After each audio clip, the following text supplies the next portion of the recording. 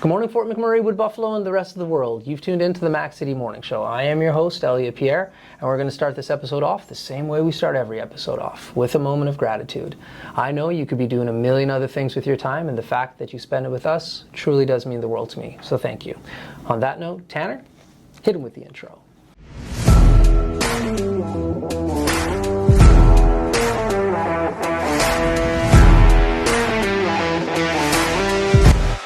And we are back. As you can tell, we are not in the office. These are our special Saturday episodes, so thank you very much for tuning in for those. As everybody at home knows, I do not introduce my guests because they can do a better job at that than myself. So can you please tell everybody at home who you are and what you're about? Yes, hi. So I'm Esther. I am a student at law here at McMurray Regional. So I was born and raised in Edmonton, Alberta. Okay. Just recently moved here.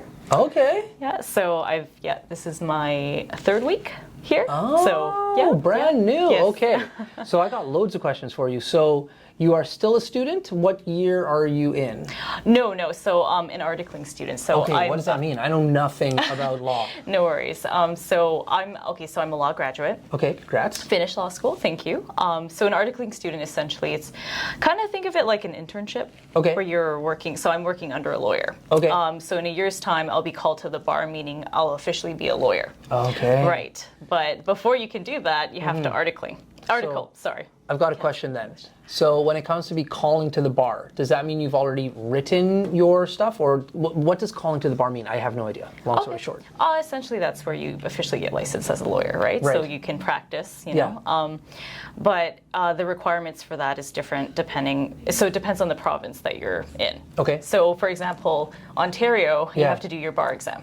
Alberta, we don't have a bar exam. We have something called, they're like modules, essentially. It's like a course. So it used to be called CPLED, now it's referred to as prep. Okay. So that's something that'll be starting in pretty shortly. But so I have to do, I'd say about 9 months of that. Okay. So that's a requirement before I can get called to the bar. Yeah. Okay. That's in addition to my articling time. So, yeah. I've got a question about the process as well.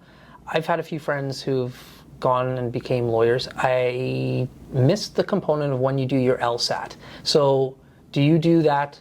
You get your 4-year degree, and then you write that, then you go into your specific... No, so the LSAT's actually to get into law school. Okay. So Explain that process. Right. No worries. So I actually attended Bond University. Bond? Yeah, so that's an Australian university. Oh, right. okay. So totally different. Yes. To get into that, we didn't need to write our LSAT, actually. And it was a... condensed. Yes, it's hardcore when you go to Australia because it's like it is condensed. Yes, I didn't find it too bad actually. It was quite nice. You. But yeah, you get it done faster. So it's instead of 3 years, it's only 2. Okay. When you come back though, you Yes. have to do something called your equivalency exam. Of course. So that's the NCAs. I did that when I first got back. Okay. From Australia. But so very neat.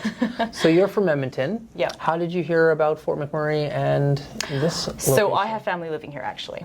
Oh. Yeah, my sister has been working here. She's a teacher. Okay. So she's been here for 10 years. Okay. So I've visited here before. Nice. I'm very familiar with it. Yeah. Cool. Does she teach high school or elementary? Elementary. Well, she taught something called pre-kindergarten. I know what that is. Yep. Yes. Yep. So this year she's teaching kindergarten though. Oh, so, she's gonna have a lot of fun. Yeah. It's pretty hands-on though. Yeah. So from Edmonton, what do you like to do there? I literally was just in Edmonton 2 days ago. I love Edmonton. I spend lots of time there. What are your go-to places in Edmonton? Well, I would say probably the main attraction, West Edmonton Mall. Okay. Everyone knows about that one. It. I used to be a mall rat. I had a condo that literally is across the street on 170th and 89th. Mm-hmm. So yes, I know the mall very well. Oh yeah. So I love it. Okay. I always go there whenever, with my parents, my family, when we want something to do, we just go to West Edmonton Mall. Yeah. It's great. Yeah. I just took my little guy to the water park. I took him when he was 3, but he didn't remember it. So now he's 8. He went back again. He was so excited, and we went through all the water slides and the wave park, and he was just like, "How does a place this awesome even exist, Dada?" I'm like, I don't know, but it's $60 to get in. So I was just like, you better soak it up because we're not coming back often. Lucky boy. Yeah, so that's cool. Have you taken him to what is it called? Galaxyland? I think we're going to pretend it's called Galaxyland because back in the day it was called Fantasyland. Okay. Because I'm old. Right. So, but then they had to change it because of like Walt Disney and stuff. I think it's called Galaxyland. No, he hasn't gone there yet. Because he's like that short, like in regards to off of the rides. Okay. Like we just went to a few places this summer around Alberta. We went to the Stampede and he's like that short. He's like, man, Dad, if I just like wore my other shoes, I could have made it on that ride today. Oh, that's and I'm just too like, funny. yeah, but like from a safety standpoint, I'm glad you didn't wear those other shoes. So there's no point. Like in my opinion, I'm just like, it's kind of torturous to be like, here are the rides. You're that far away. Right. See, I have a funny story about that actually. Let's hear it. So I'm under 4'11". Okay. Just under. Okay. So not even 5 feet. Yeah. I actually had the lady when I was lined up for the. I think they got rid of this ride, but they used to have a roller coaster ride. Yeah. And I got through the line, and the lady actually measured me. She made me stand. No way. I was so like. I mean, it was funny because I thought I'm like she let me through. Yeah. Right. Yeah. But like I think I just barely made it. Yeah. And I was like, oh my God, thank God she let me through, right? Yeah. When I was on it, I regretted it. I was I wish she didn't let me through. I can see why they have a height requirement now. Yeah, because you move around and you jostle. I was struggling. Yeah. The restraints were like up to here, and I was like, okay, so this is probably why. That is so funny. That's a great story. Yeah. So I feel your son on that one. Yeah. I probably wouldn't go back myself. That's too funny. Yeah, like so West Edmonton Mall, I like it. I've spent a lot of time there. It's changed over the years, but it's so fun. My two favorite areas are turning into, well, always has been White Ave. I just love White Ave. It's a great spot. Great spot. And then they're really doing a lot of cool things in the downtown core of Edmonton now. Like there's a lot of cool restaurants and like bars and activities that you can do downtown, which never was the case in Edmonton before. So yeah, I like Edmonton a lot. Making a lot of improvements. Yeah, like there's this one place, Doss, that I like to go to. Like it's like they have in the daytime it's a cool like coffee shop, and then the nighttime it's like a high-end restaurant. Oh. It's just like right down the street from like the new Rogers Place. Right. And then there's a really cool place. Got to give them a huge shout out because I go there every time. It's called Bijou. Okay. It's a bar that used to be like literally like right next door to like anyways, it's right by the arena, and it's like a Japanese whiskey bar almost. Oh, but it has like a really cool vibe, and they have like live DJs that come in. It's sweet. Sounds pretty sweet. Yeah, it's sweet. Oh. So now back to law. Right, yes. What about law attracted you to this field of work? Honestly, I just find it very interesting. Okay. I love learning about it. I love studying it. Like it's very fascinating, like learning about the cases and just, actually before I went to law school, I actually was always very interested in criminal law. Okay. That was always the area that I wanted to go in. Yeah, but of course, go on. No, keep going. I'm fascinated. Right. So, I think in part that has to do with, a lot of television, right? You watch all these shows and they sort of glamorize it, right? Mm-hmm. When you actually learn about it, it is really interesting stuff. It really is. But I also discovered all these other areas of law that were just as interesting, like family, like just, even real estate, like you wouldn't think, right? Even property law is very interesting to me now. Yeah. So it's yeah.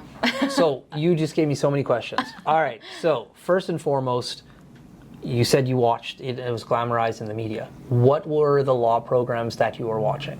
Law program? Well, it wasn't anything specific with lawyers, but it was, just even like, crime shows, right? Like, there's a lot of that, right? Yeah. I never watched, this is going to shock you, but I never watched Suits. I would always hear about it throughout law school, but that wasn't one of the shows I watched. But, I just, any movie with, lawyers in it, and you see the courtroom, and you see, all of that, right? It's the drama. It's the drama, and, That's right. it's I was telling Dango, I know nothing about law, and that's why I love coming and talking here, because I get to learn so much. But one of my favorite shows is Suits. Like, not the later seasons, sorry, but I like Suits. And so that's kind of where all of my law background comes from and knowledge. And I'm like, how legit is Suits? And Dan goes like, please, that's not, like, just no. Yeah, no, fair enough. Yeah. So you were into criminal at first, and now you've had an opportunity to kind of see others. Like, as a lawyer, once again, I ask dumb questions just because I don't know. Like, do you have to pick a certain field to kind of like focus your studies in, or when you become a lawyer, you're able to go in whichever area you'd like? Right. So law school is all general. Okay. You learn a bit of everything. You learn property. You learn, like contract law, criminal. But when you actually start practicing, it's entirely up to you what area you want to specialize in. Right. So what I like about being here is that I'm learning all sorts of different things from different areas of law. Yes, I'm not just confined to the one thing. Yeah. There's a little bit of crim, there's a little bit of family, there's a little bit of wills and estates and property. Right. I like that variety. Yeah. Right. But you'll find a lot of lawyers do tend to just go for the one area and just sort of specialize in that. And that's in part due to the fact that there is just so much to know, to learn, right? So, if you wanted to really excel in an area of law, it's best to just focus on it, right? But then, it's also, I think it's like a time and experience kind of thing. The more you sort of delve in all the areas, the better you get. And, that's right. Like it's, so. And early in your career, it's nice to like kind of just see all of it. Yeah. Before, like, later on in the career, if you want to say like, okay, I'm going to specialize in family or whatever, then you can do that. But especially at the beginning stages where you are right now, it's probably a huge benefit for you to be able to dabble in all of them. Oh, absolutely, 100%. Yeah. So I gotta ask, I've never opened one of those books. Like, if you can't see it, but there's tons of books here. So one of the things you said, which fascinates me about law, is like, I like to like learn about history, but only like what I'm interested in, But one of the things in law is like, if there's a case that has set a precedent, then you can like go back and say like, oh, look, this was signed off on. Like, what does that look like when you open your book? Like, is it a story or is it very dry? Like, when you're articling or doing research for a case, what does that content actually look like? I think it depends on what you're reading. Okay. If you're reading a judgment, right? It can get pretty dry, right? The language that they used to sort of use is, you won't find that as much now. Like the language that lawyers tend to use is a little more simple now. But back then it was, I'm sure it's wordy. It's complex. You have all these complex words that your average person wouldn't really understand, right? That's right. So, you'll get a lot of that reading old case law. Yeah. So it can be a little dry. But then, the cases themselves can be very interesting, right? Of course. So, what happened and then sort of how the decision was reached and, just sort of the rationale behind that. Like, that's what I find very interesting. You just have to get through pages and pages of all that. All of it. Yeah. I've got, in regards to court cases, some of them are televised sometimes and some of them aren't. What makes that difference? Like, how does your case get, and are all cases televised? We just don't get to see, are all of them recorded? Sorry, because I know you have the person, what are they called? The court clerk. Yes. And they type everything out. Are all cases recorded or not? And then some of them get released, like the OJ trial, for example. We could all watch it. Like, how does that decision get made? Yeah, so everything's recorded in court. Yeah. As to when it becomes televised, I mean, that really just depends on, people's response to it, right? Like, there are some crazy sensational cases out there that just draws attention naturally, right? Just because of its nature, or, there's, it's not really a, it's not one of those things where it's like, okay, this kind of thing will be sensationalized and this won't, right? Like, it just kind of depends. Like Okay. Now, as a lawyer, like, because once again, I only know what I see on TV. Like, when you go and you make your opening arguments and your closing, and like when you're, I'm just going to call it interviewing. I know that's not the right word, but when you're talking to like the person on the stand, there's a technique and there's like a flow of how like the lawyers do it. Are you able to like rewatch the cases to see like, man, this person does a really good job at their closing statement to prepare, like how like athletes look at game footage? Or is that kind of like, no, you're not allowed to watch it? You can request the transcripts from the court. It's a bit of a process and it can take quite a while. Right. I don't think a lot of lawyers do that just because of that. There's no time for that really, right? Fair enough. But Fair if you are learning, it could be a good experience if you did have access to it for whatever reason, right? So I ask is just how I digest content. Like, I like to listen and I like to look. And so like reading, especially if it's old language, might be like, man, this is dry. But if I could watch it, I'd be like, yeah, this is like a TV show. This might be a little bit interesting. Yeah, no, exactly. Yeah. So you've been to Fort McMurray a few times because of your family. Now you're here again. Like, what are you doing in the community to keep you busy? Other from this, obviously. Yeah. Okay, well, so I've actually been staying with my sister. Okay. So she's got 2 adorable little children, and I've just been spending all my time with them. What are their ages? Yeah, so, 3 and 5. Oh my Lord.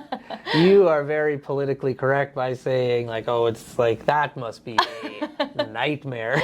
No, it's a lot of fun actually. Yeah, that's awesome. Good for you. Yeah. So not so much doing anything in the community, but just spending a lot of quality time with family. Yeah, it's been nice because you know what, I wouldn't have that opportunity otherwise. You know, I'm originally from Edmonton, and it's it's a 5-hour drive, right? Like how often would I be able to see them otherwise? So. And how long are you up here for doing?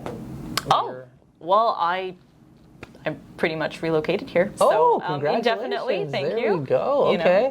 Well, I'll tell you some of the hot spots to go and check out in Fort McMurray while you're here, when you get away from the young kids.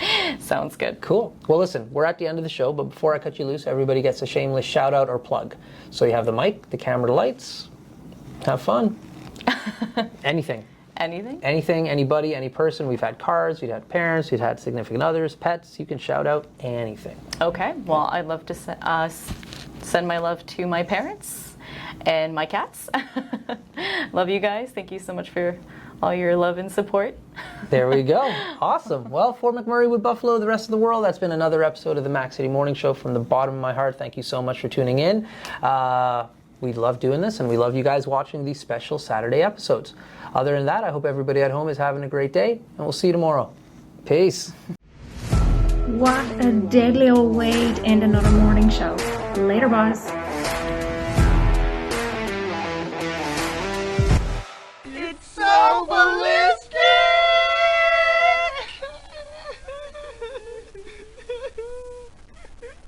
Talk about quenching your ugly thirst.